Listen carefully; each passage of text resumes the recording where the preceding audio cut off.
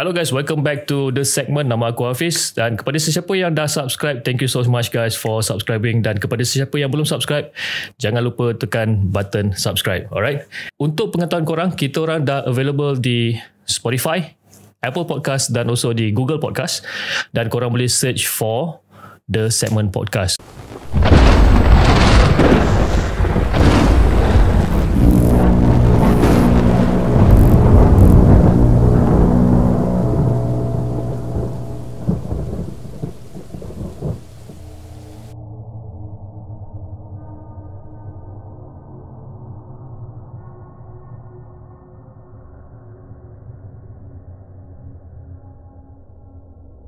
Okay, so hari ni kita punya show hari ni ataupun episod kali ni agak berbeza sikit. Okay, kita buat terima satu panggilan daripada salah seorang daripada subscriber The Segment. Nama dia Abang Izham.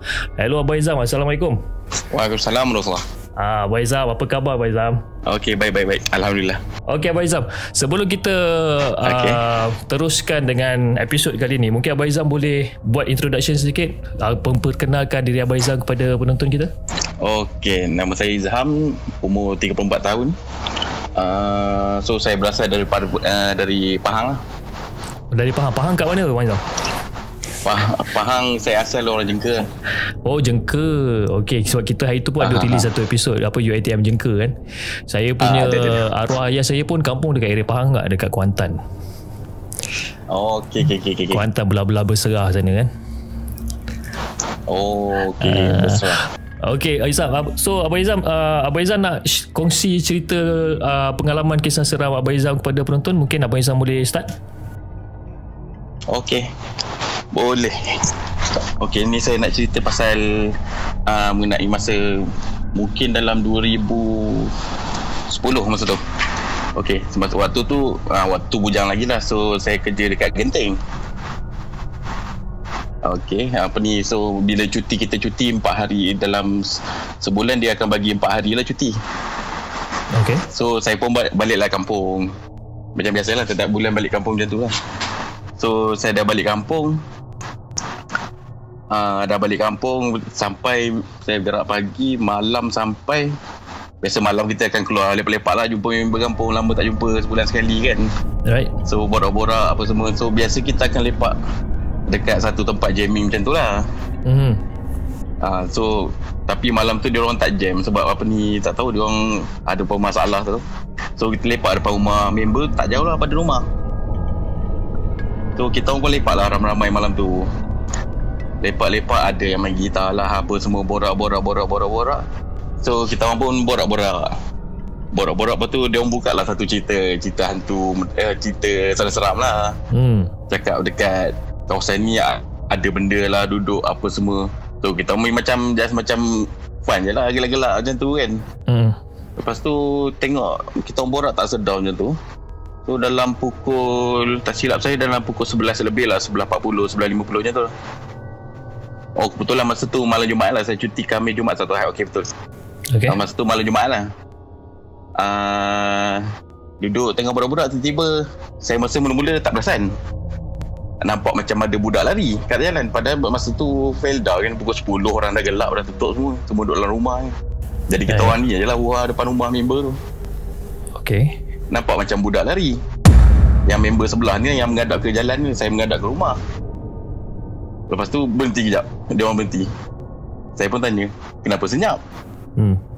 Dia kata, aku nampak macam mata kau je tu. Tanya yang lain semua tak nampak. Lepas tu sambung lagi, gelak lagi. Okay. So lepas tu dalam pukul 12 macam tu lah, kurang setengah jam lepas tu, dengar bunyi mengilai sekali. Tak lama lah, dalam berapa second macam tu je lah, dia dengar mengilai. Masa tu semua senyap. Kuat, bunyi mengilai tu kuat lah. Dengar sayup. Tapi orang cakap kan, kalau sayup, benda tu dekat. Yes. So kita pun senyap, semua dah memar lah. Lepas tu ada seorang member yang main gitar tu, dia mungkin dia tak dengar sebab dia main gitar dekat bunyi bising. Lepas tu dia cakap, perasaannya korang ni duduk lepak selama ni tak ada apa pun kan. Lepas tu duduk kejap, borak lagi. So ngam-ngam, lepas tu dalam 15 minit lepas tu betul-betul ada kain putih lalu. Allah. Masa tu menggelopor lah, gitar apa, motor semua terbalik, pergi lari masuk rumah member tu. Masuklah duduk dalam rumah member tu. Semua senyap. Bapak dia pelik. Dekat masa tu rasa kita orang lepak ke depan tu dekat 15 orang. So lepak dalam rumah senyap, tutup pintu, tutup tingkap pun semua senyap. Lepas tu bapak dia ni pun keluar lah. Korang ni apa hal duduk dalam rumah aku? Semua senyap. Tiba-tiba bapak dia pun senyap. Dengar dia ada bunyi mengilai sekali. Bapak dia senyap. Oh, dia bunyi lagi sekali nilai tu? Dia bunyi sekali lagi. Lepas tu bapak dia cakap, korang panggil siapa ni? Lepas tu bapak dia duduk sekali. Duduk dalam gelap lah. Rumah tu lampu semua tutup. Masa tu kebetulan adik perempuan dia tak ada duduk asrama lah kita. Tinggal ayah dengan mak dia duduk tiga orang lah tu. So kita duduk masa tu dengar pintu ketuk. Tong. Oh. Lepas tu dia main dekat bilik air pula. Dengar macam orang mandi kan, mandi cebok. Tush, mandi. Tapi masa tu dekat kawasan rumah tu memang tak ada orang lah. Memang tak ada orang. Masa tu dah kurang 12.30 lah macam tu. I see. Orang lain semua rumah lain dah tidur lah. Rumah Felda dia macam rumah sukeka je, tak jauh sangat lah. So yang lain semua dah tidur. Kita orang je lah kutu-kutu. Lepak-lepak malam.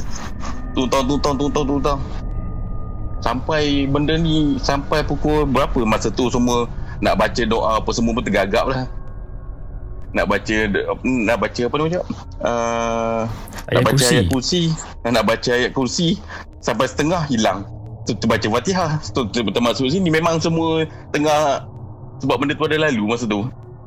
Memang dia lalu dekat sebelah member tu. Dia masa yang member yang main gitar tu sebab dia duduk tepi dekat rumah. Dia rasa kain tu lalu belakang dia.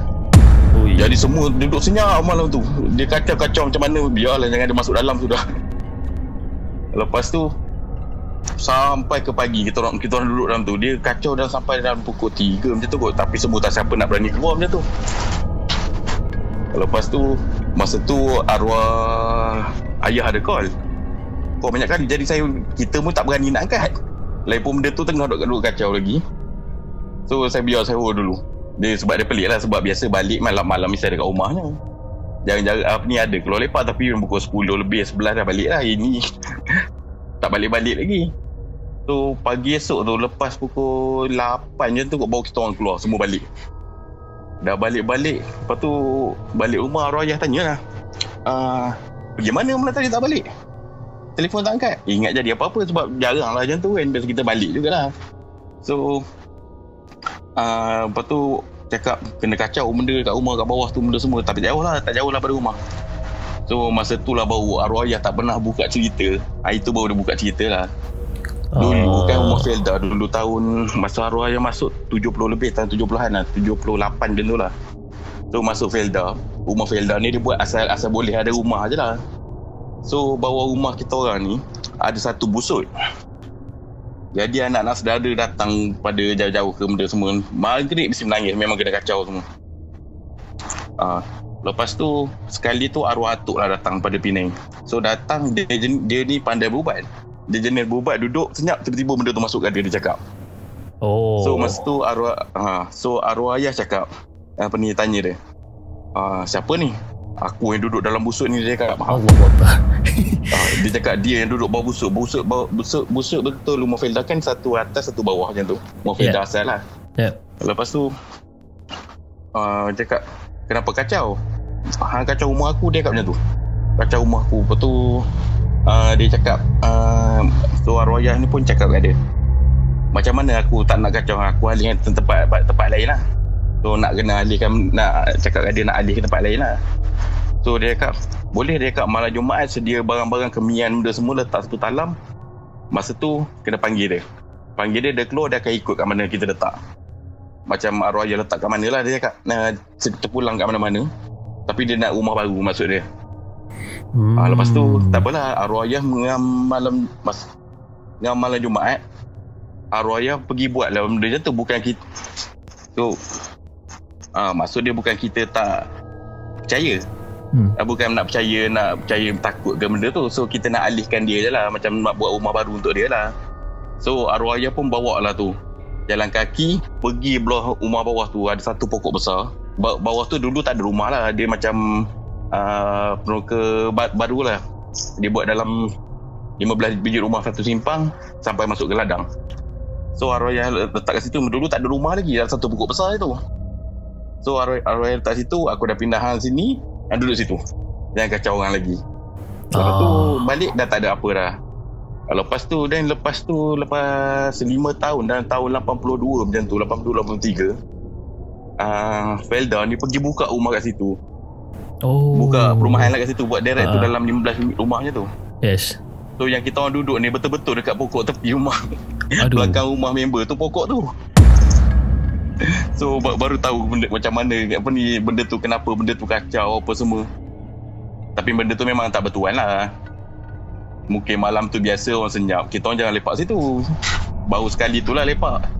I see. Lepas tu, itulah baru sekali jadi. Oh, seram juga tu. Sebab kita tak tahu, sebab benda-benda macam ni arwah ayah memang tak pernah cerita pun. Yalah.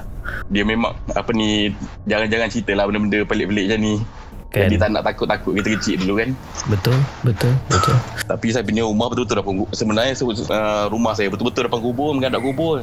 Ui, menghadap kubur. Daripada kubur kecil Islam. tak pernah kubur Islam lah. Tapi takut. Tak pernah kena kacau pun.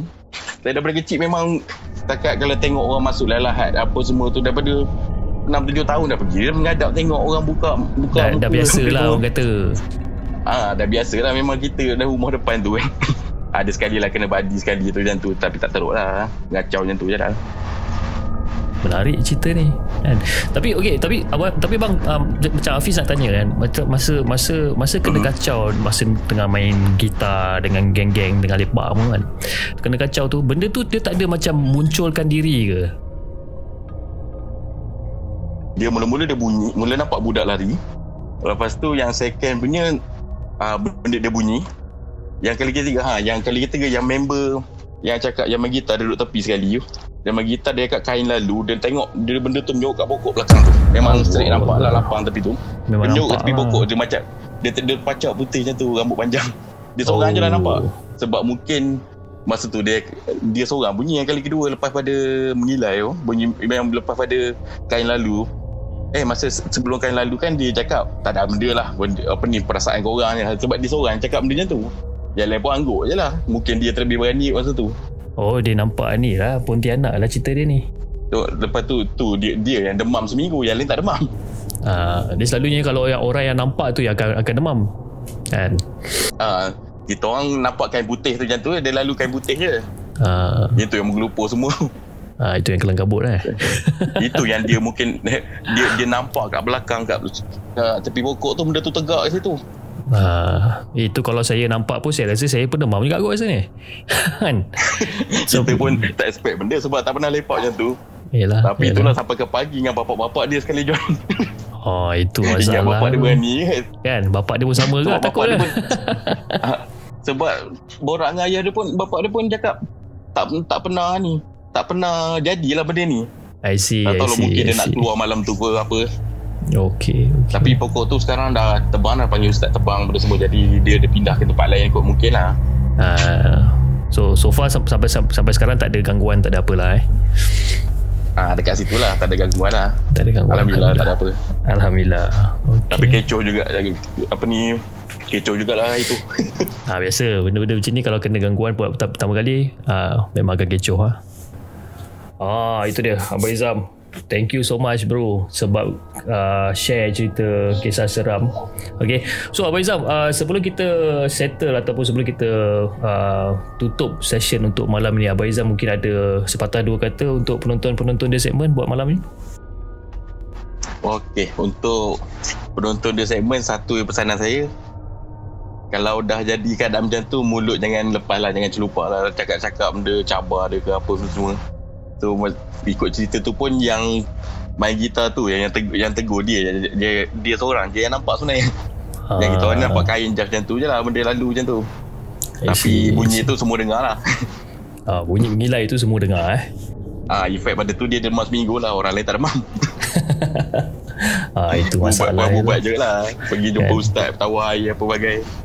So macam mana dia lepas berubat semua dah okey lah lepas pada tu? Lepas tu daripada hari tu rasa dekat dia memang tak keluar malam lah. Itu orang kata dah bertaubat lah tu. Efek dia lah. Efek dia tu. Sebab mulut dia pun boleh tahan juga lah. Kalau mulut senyap ni mungkin dia ni sebab mungkin ada yang macam cabar dia. Betul. Benda tu pun macam orang juga. Macam manusia juga. Betul. Okey bang. Amin abang. Terima kasih sangat-sangat Abang Izam sebab sudi berkongsi cerita dengan The Segment, dengan semua penonton. And just nak bagi tahu Abang Izam yang Abang Izam ini adalah episod pertama bersembang ataupun kita podcast dengan viewers ataupun subscriber The Segment, dan Abang Izam adalah orang yang pertama yang kita buat benda ni. So kalau ada sedikit cacat cela dekat video ni, saya minta maaf terlebih dahululah Abang Izam tak apa. Dan juga kepada penonton-penonton, this is the first episode of podcast with The Segment. Kalau mana yang ada salah silap, ada yang saya termenyampuk apa benda yang Abang Izam cakap tu, saya minta maaf sangat-sangat. Alright. Okay guys, aku rasa itu saja perkongsian kita untuk malam ini, and hopefully you guys enjoy the show. Okay, jangan lupa like, share dan subscribe The Segment, and insyaAllah kita akan jumpa lagi on the next episode.